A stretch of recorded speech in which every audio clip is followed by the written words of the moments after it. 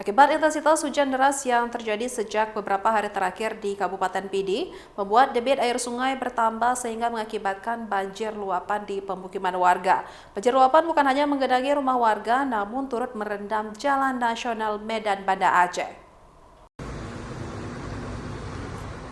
Beginilah suasana akibat banjir luapan sungai yang terjadi di sejumlah kecamatan yang ada di Kabupaten Pidi dan Kabupaten Pidi Jaya sejak beberapa hari terakhir. Dari video amatir warga memperlihatkan banjir luapan sungai ini terjadi di beberapa kecamatan di Aceh, sehingga pemukiman warga ikut terendam dengan ketinggian air mencapai setengah hingga 1 meter.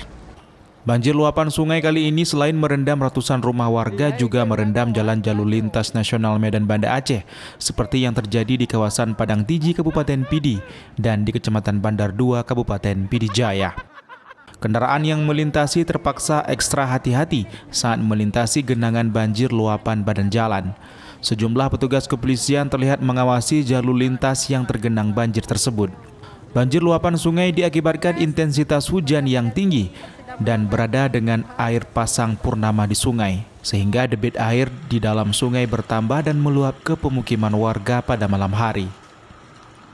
M. Rabiul, Kalak BPBD Pidi menyatakan banjir yang terjadi rata-rata ketinggian air mencapai 1 meter. Namun yang paling parah terjadi di kawasan Kecamatan Padang Tiji, di mana selain rumah warga, ikut juga ratusan bangunan toko ikut terendam. Sementara itu Kabupaten Pidi Jaya, data sementara banjir luapan sungai hanya terjadi di Kecamatan Bandar 2 Ulegle yang membuat jalur lalu lintas macet karena banjir tergenang di jalan nasional pada malam hari. Puluhan personil kepolisian dari lalu lintas dikerahkan untuk menjaga dan memantau banjir luapan tersebut, sehingga petugas harus mengatur kendaraan yang melintas banjir luapan sungai yang tingginya mencapai selutut orang dewasa.